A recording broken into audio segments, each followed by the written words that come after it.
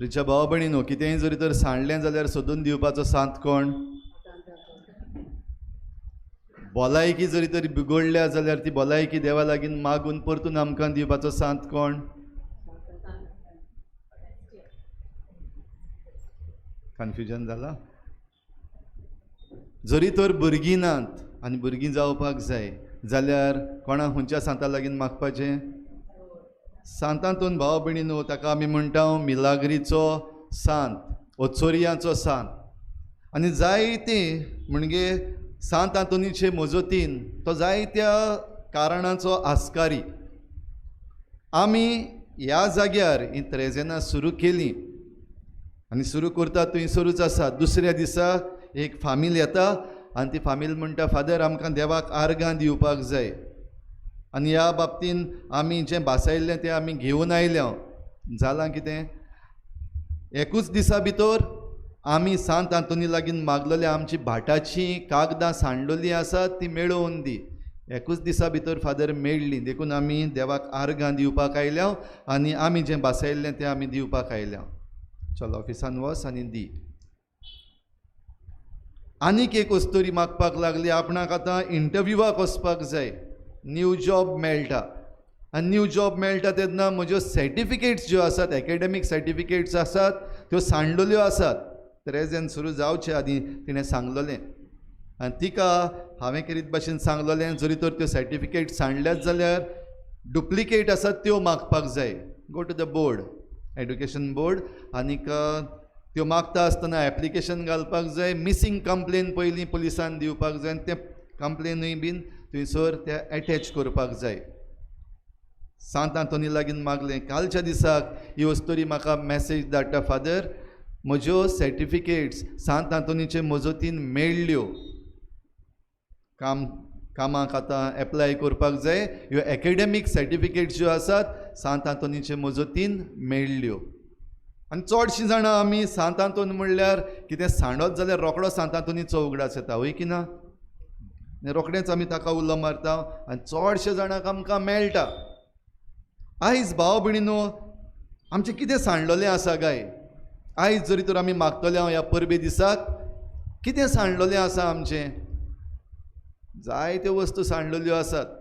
न्हयच फकत वस्तू, मनीसूय सांडलेले आसात, घोराबे सांडलेले आसात, थोड्यांची तकली सांडलेली आसा, थोड्यांचें चिंतप, जायते भाशेन सांडलेले आसा आयज आमी. आयचें पयलें वाचप आमी आयकत जाल्यार थंयसर आमकां मेळटा नाबोत. नाबोत म्हणटा तो एक सादो मनीस, गरीब कसो दिसता, आनी ताचे लागीं एक जमीन आसा, आपलें शेत आसा, तें ताचें न्हू, तें आपल्या पुर्वजांचें. आनी नाबोत एके भाशेन आमकां दिसता आमी जेन्ना आमचें कितें सांडत जाल्यार आमकां त्रास जाता ते भाशेन ताकाय जाल्यात. कित्याक? आपली जमीन सांडटा आनी जमीन सांडटा तेन्ना हे जमनीक लागून आपलें अस्तित्व आसा, आयडेंटिटी आसा. कित्याक ही आयडेंटिटी म्हजी म्हज्या पुर्वजां कडली आयिल्ली आसा आनी ही आयडेंटिटी आतां ही जमीन राजा आपूण व्हरपाक सोदता. म्हजी आयडेंटिटी सांडटली, I will lose my identity. आनी ह्या पासत ताणें म्हणलें, ना, ही म्हज्या पुर्वजांची जमीन, हांव ती तुका दिवचो ना. तो आपणाचें सांडलां तें सांबाळटा म्हणल्यार राजा आसलो. त्या राजाचें एके भाशेन सोयरानूच सांडलें. कित्याक? ताणें हांवें मागलेली जमीन दिना म्हणलां. वयल्यान ताका हांवें दुडू दिता म्हणलें, वो दुसरी जमीन दिता म्हणलें, आनी तरी पूण तो दिना. राजा आहाब सोयराना वयलो भायर पडलो आनी एक ल्हान भुरग्या भाशेन कोणशाक बसून रडूंक लागलो, तेमा करूंक लागलो, जेयनासतना रावलो. तो आपलें सोयरान सोदता म्हणल्यार राणी जिजाबेल, तिची बुदूच सांडली आनी ती नाड बुदीची जाली आनी तिणें एक काय बरी नाड बुद दिली. नाबोत आसा ताका ताच्या शेतांतलो भायर काडचो आनी दोग तीग जाणांक तयार केले, लोकांक तयार केले ताचेर घाराणें घालपाक. घाराणें घातलें, ताका फातरायलो आनी फातरावन ताका मारून उडयलो. आतां जमीन, राजा, उठ. नाबोताक फातरांनी मारलो, चल वच आनी ही जमीन तुजी कर. नाड बुदीन राणीन राजाक आपल्या सोयरान दिलें आनी अशें करता आसतना नाबोताचो जीव गेलो, जीव सांडलो. भाव भयणीनो, आयज हें पयलें वाचप आमी जें आयकलां, आयच्या दिसाचें पयलें वाचप तें आयज आमकां जाता काय हें? आयज आमचे भोंवतणी घडटा काय? ह्या दिसांनी न्यूज पेपरांचेर आमी वाचून जाणा कोण फ्रॉड करून आनी कोणाचे सयनी आनी कोण मारून वो कोण मेल्ले आसात तांचे पासून सायनी मारून कोणाची प्रॉपर्टी आनी कोणाक विकली. असल्यो जायत्यो वस्तू घडटात, खबर आसता तुमकां. जायते जाण असले फ्रॉड करतात, सायनी मारतात आनी कोण कोणाची जमीन आनी कोणाक विकता. भोव करून जीं कोण गोंयांत नात, गांवांत नात, घरांत नात, भायर आसात, ताची सोदपूस करतलो कोण ना. असल्यांच्यो जायत्या जाणांच्यो आयज हे फ्रॉडस्टर्स जे आसात तांणी जमनी विकून काडल्यात. थोडे जाण आतां कोर्टान आसात, ही जमीन आमची आसली, कोणें विकल्या, कोण बांदता, कितें करता, ही सगळी झगडीं कित्याक? कित्याक हे जमनीक लागून आमचें अस्तित्व आसा, आमची आयडेंटिटी आसा. आयज गोंयकार भाव भयणीनो एके भाशेन झुजाक पेटलेलो आसा आमची जमीन सांबाळपाक. आनी जमीन सांबाळपाक म्हणटा तेन्ना आतां आमचे मुखार हेंय आयिल्लें आसा, आमचो राजा वो आमचो सरकार नवे कायदे काडपाक सोदता. जरी तर तुजी प्रॉपर्टी, तुजी जमीन अनप्रोडक्टीव दवरली, म्हळ्यार तुवें कांयच उत्पन्न करना, तूं ताचो कांय फायदो काडना, जाल्यार सरकार हूंय आपूण वतलो जमीन आनी जे कोण ताचें उत्पन्न करतात, तें प्रोडक्टीव करतात, तेंच्या हातान दितलो. म्हणटच कितें जातलें? कितें येता परतून? आयच्या पयल्या वाचपान जें आमी आयकलां तें परतून घडटा काय? आमचे राजा, आमचेर जे कोण राज चलयतात ते आमची जमीन म्हणजे आमची आयडेंटिटी सांडून उडोवपाच्या कामाक लागलेले आसात काय? चिंतपाची गरज भाव भयणीनो. आयज जेन्ना सांत आंतोनीची परब आमी मनयता, जमनीचे आशेन, दुडवांचे आशेन ह्या पासत न्हय, जमीनूच न्हय, आयज इकॉनॉमी बदललेली आसा. ब्लू इकॉनॉमी म्हणलेली जाल्ली आसा. ब्लू इकॉनॉमी म्हणल्यार कितें? ब्लू इकॉनॉमी म्हणल्यार आमी आतां दर्यान वचपाचें, आमचे ओशन्स आसात, आमच्यो नदयो आसात. तुमी आतां 13 दीस जाले ह्या जाग्यार येतात, भायर आमचो एक धाकटोसो आयलंड दिश्टी पडटा. पळयला सगल्यांनी? धाकटोसो बारीक आयलंड. त्या वाटेन व्हडलो आयलंड दिश्टी पडटा, सान जासिंत आयलंड, जंय आमचो फादर जॉन सी पाद्रीगार आसा. कपेलाच्या भायर एक बोट दिश्टी पडटा. पळयल्या ती भितर आसा काय भायर आसा? ती जमीन तेंची, तो दर्या तेंचो काय तेंचो न्हू? ह्या आख्ख्या वाठारान शिकले ते सांकवाळ पासून जायते शीप रिपेर्स आनी शीप बिल्डींग म्हणलेले आसात. कितले जाण तातूंतले आयज लिगल आसात आमकां कडेन जायते फावटी खबरूय ना आनी आमकां पडलेलेंय बीन ना. आमी योगी आसात, तेय योगी आसात आनी जायतीं आडगां चलतात. फाटीं शेजाऱ्याक सांकवाळ हांगासरलो लोक उठोन जें ड्रेजिंग चलतालें तांणी बंद केलें. कित्याक? आमचे नदीन तुमी ही घुसपागोंदळ केल्ली आसा, एनक्रोच करपाक लागलेले आसात, तुमी बंद करात हें सांगपाक हो सांकवाळेचो लोक उठलो. कित्याक? तातूंत आमची आयडेंटिटी आसा. थंय आमी नुस्तें मारता, थंय आमी तिसऱ्यो काडटा, थंयसर आमी उदारपसण करता आनी हाचेर तुमी एके भाशेन निसंटन करतात. बंद करपाक लायलें. हो जागो कसलो? ज्या जाग्यार आतां आमी हें मीस करतात आयज, हिंगा कितें जाता? तिसऱ्यो. सुकती येयली, लोक धांवन येता, चिकार बोत्ता हिंगासर, मेळटा ते भाशेन तिसऱ्यो काडटा. हिंगासर बोर्ड घातलेलो आसा, आमचो फुरीस आसा थिंगा. बोर्डाचेर कितें आहा पळयलां तुमी? एक बोर्ड घातलेलो आहा बरो, वाचना दिसता तुमी बोर्डाचेर बीन कितें आसता तें. थिंगा मेंद्यो आसात, विंडो पेन ऑयस्टर्स.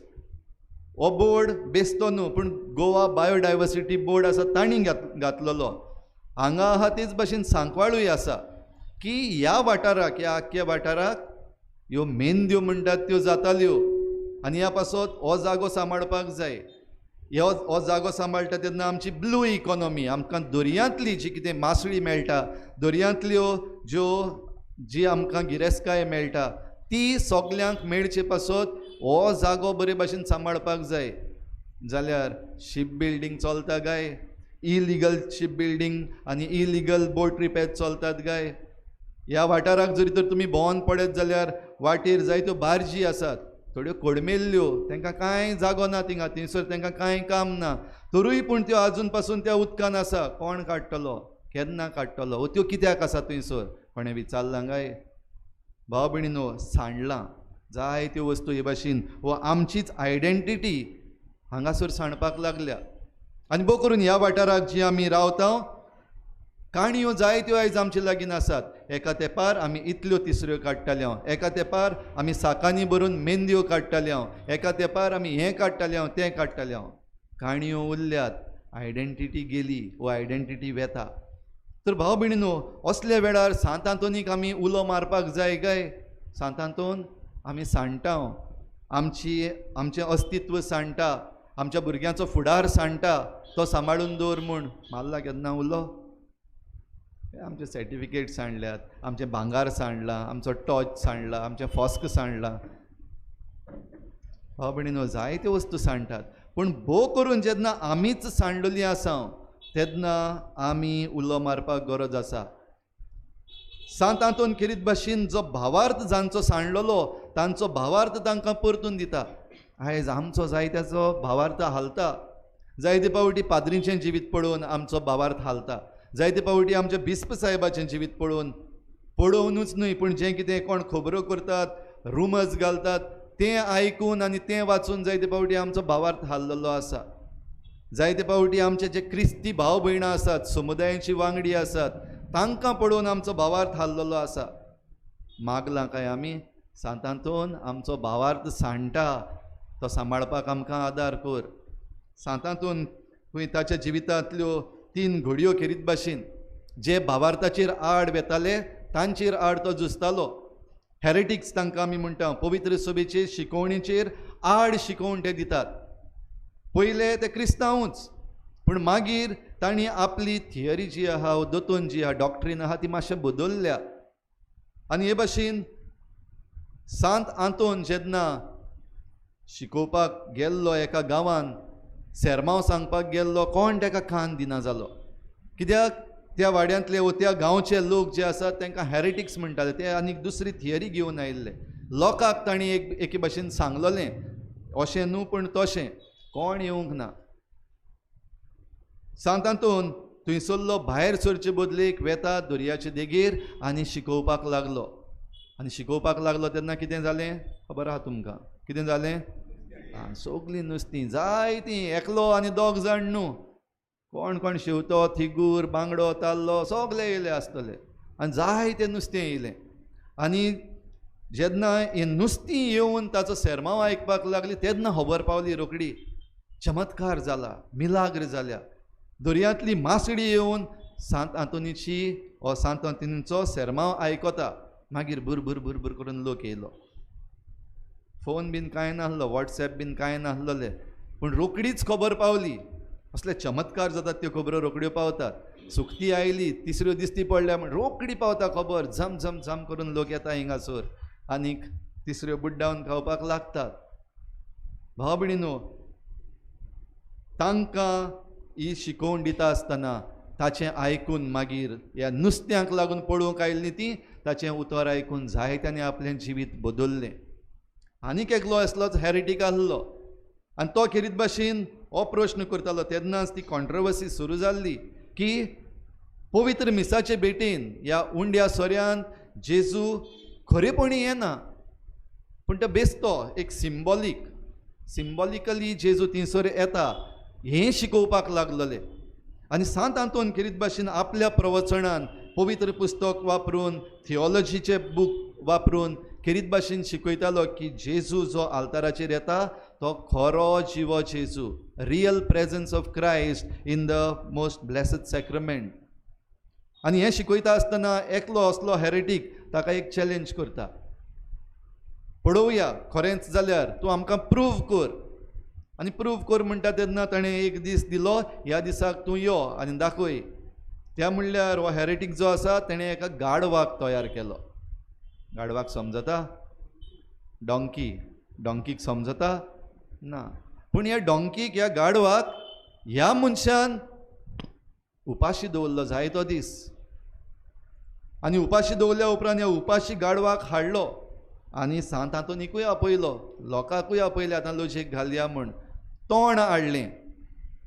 आनी दुसरे वाटेन पवित्र संस्कार.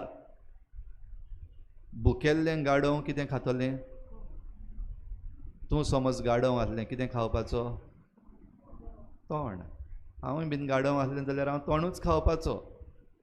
कित्याक भूक लागल्या जाल्यार तो येदोसो उंडो आनी दिश्टी पडटा. सिंबॉलिकली तो जेजू म्हण म्हाका खबर आहा, तुका खबर आहा गाडव जाल्यार ना. पूण त्या वेळार मिलाग्र घडली. गाडवान तोंड खावंक ना म्हूण तो उंडोय खावंक ना. पूण त्या उंड्या मुखार हें गाडव सोरपटलें, आपली मान बागयली. सगलो रेस्पेत आनी मान ह्या खऱ्या जिव्या जेजूक थंयसर दिलो. हो हेरेटीक आसा तो बदल्लो. तें पळोवन जायतो लोक जो आसलो एडोरेशन करपाक शिकलो की भोव पवित्र संस्कारान खरो जीव जेजू आसा आनी ताका आमी नमस्कार करूं येता, ताका आमी बोजूं येता. आयज आमी एडोरेशन जायते पावटी करता. आनी तिसरो आनीक एक आसलो, असलेच हेरेटिक्स जेवणाक आपयलो सांत आंतोनीक. आनी जेवणाक बसलेले आसतना खंय ह्या जेवणान वीख घातलें. कित्याक सांत आंतोनीक कंट्रोल करपाक जायना. ताची जीब सारकी सोलून काडटा. कोणाच्यान ताच्या उतरांचेर आड वचपाक जायना. जाल्यार बरी वस्त बेस्ट थिंग काबार करया एका. काबार कशे भाशेन करतले? बरो करून आपयलो आपुरबायेन जेवणाक आनी त्या जेवणाक वीख घातलें. आमी करता गाय भाशेन गोडे डायरेक्ट वीख घालिना. पूण जायते पावटी जे कोण सारकें उलयतात, बरें उलयतात, तांकां आमी वीख घालना. तांचे खबरो वा तांची नांवां पिड्ड्यार करून जायते पावटी करता. जाल्यार आंतून जेन्ना जेवणाक बसलो ताका कळ्ळें ह्या जेवणान वीख घातलेलें आसा. आनी ताणें आपणाक जेवणाक आपयलोल्याक प्रश्न केलो, हें कितें म्हण तुवें केलां? कित्याक तातूंत वीख घातला आनी म्हाका मारपाक सोदता? आनी तेन्ना हो हेरेटीक आसा ताणें आनीक एके भाशेन चॅलेंज दिली. तूं जरी तर देवाच्या उतराचेर पात येताय, तूं देवाचें उतर शिकयताय, मार्कूच्या शुभ वर्तमानान 16व्या आवेस्वरान मेळटा, म्हजें शीस जो कोण म्हजेर विस्वास ठेवता आनी म्हज्या नांवान वेता, कितेंय विकाडे पासून खायत पीत जाल्यार ताचो जीव वेचो ना, ताका कांयच लागचें ना. आनी ताणें म्हणलें, तूं जरी तर स्वत मानता जाल्यार वीख घातला ताका तूं कित्याक भियेता? बेस्ट न्हू चॅलेंज? समज पादविकाराक काबार करपाक जाय कोणाकूय, असली चॅलेंज दिल्यार पादविकार फिनीश जावचो ना. सांत आंतोन भावार्थान उठलो, जेवण जेवलो. वीख आसा म्हूण जाणा जावन वीख घातलेलें जेवण जेवलो. मरोंक ना, कांयच जावंक ना. आनीक एक पावटी हे जे हेरिटिक्स आसले ते ताचें जिवीत पळोवन बदलले आपल्या जिवितान. सांडलोले आपल्या भावार्थान परतून मेळ्ळे. तर भाव भयणीनो, भाग्योंत आंतून सांडलोले मेळटा म्हणटा थंयसर फकत वस्तू न्हय, पूण केरीत भाशेन मनीस जे सांडलेले आसात. आयज आमच्या घराब्यान मनशां सांडलेलीं आसात. भुरगीं सांडल्यात, आवय बापूय सांडल्यात, घोव सांडला, बायल सांडल्या. कोण सोदता तांकां? जायते पावटी हे भाशेन कोणून सांडलेलीं आसा तांच्यो आनीक खबरो करता. कोणूय त्रासान पडलेलो आसा, आपणाचे चुकीक लागून न्हू, आनी कोणाचे चुकीक वो तांचेच चुकीक लागून पासून आमी असल्यांक आनिकूय चिड्डून उडयता. तांकां सोदपाचो, परतून हाडपाचो प्रयत्न भोव थोडे पावटी जाता आमच्या घराब्यान पासून. जाल्यार आमी सांत आंतोनीची भक्ती करता जाल्यार भाव भयणीनो, असलें जिवीत आमकां येवपाक जाय. आमची भाव भयणां जीं सांडल्या जिवितान तांकां परतून सोदून हाडपाक तुज्यान जायना, माग सांत आंतोनी लागीं. मिलाग्र घडटलीच. कितल्यो केल्या मिलाग्री? सांत आंतोनीन कितल्यो मिलाग्री केल्या? 13. 14वी कोर आमा पापयाच्या घरा. आजून आमी म्हणटा, केन्ना सान म्हणटा, आजून 13 आहा गाय? जावंक ना मुखार. जायत्यो जाल्यो, त्यो मेजूंक गडे जायना. पूण आयज जरी तर भाव भयणीनो आमकां मिलाग्र जाय जाल्यार भावार्थ ना ताका मिलाग्र ना. जो कोण भावार्थ दवरिना ताका मिलाग्र जायना. हे जे हेरिटिक्स आसले तांकां खेरीत भाशेन एक स्पेशल देणें देवान दिलें, म्हळ्यार आपलें जिवीत बदलूंक. तर भावार्थ नासतनाय देव जरी तर तुजे पासत मिलाग्र करता जाल्यार एक वॉर्निंग तुमकां, तुजें जिवीत बदल, तुजें जिवीत निठायेर घाल, नाजाल्यार आनिकूय वायट जावपाक शकता. आयच्या शुभ वर्तमानान भाव भयणीनो आमी आयकलां 72 जाणांक जेजून धाडले आनी हेंच सांगून धाडले पीक तर खूब पूण वावराडी थोडे. जाल्यार सांत आंतोन आपल्या काळारूय एक यादनीक कसो हेंच शिकोवपाक वयतालो. जायते जाण असले, पीक जायते जाण सांडलेले असले, तांकां सगल्यांक सोदूंक वावराडी थोडे आसात, तातूंत खेरीत वावराडी कसो सांत आंतोनीक धाडलो. जाल्यार आमी खेरीत वावराडी जावपाक शकता काय? आपोवणें आसा काय आमकां? दुबाव बेरेत भाव भयणीनो, जोण एकल्याक आमकां हें आपोवणें आसा.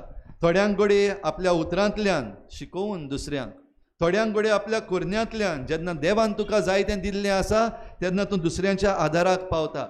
थोड्यांक घोडे दुसऱ्यांक इलाज दिवन, थोड्यांक घोडे दुसऱ्यांक सांगात दिवन, थोडी एकसूरपणान सांडलेलीं आसात तांकां एक सांगात दिवन, थोड्यांक घोडे कोण गायड करतलो ना तांकां लोक फटयता, कोण तांची जमीन चोरून खाता, कोण तांचे पयशे चोरून खाता, कोण तांच्या भुरग्यांक चोरून व्हरता आनी तांकां आदार करतलो कोण ना, कित्याक तांचे लागीं पदवी ना. असल्यांक तूं जेन्ना आदार दिता तेन्ना तूं ह्या वावरान पीक तर खूब पूण वावराडी थोडे म्हणटा त्या वावरान भितर सरता. तर आयज सांत आंतोनीचे मजतीन भाव भयणीनो आमकां मागुया. आनी खेरीत भाशेन आनीक एक निमणो मुद्दो आमकां ह्या दिसांनी आनीकूय जायतें चल्लेलें आसा. भोव करून धर्मभेद घालपाचो प्रयत्न चल्लेलो आसा.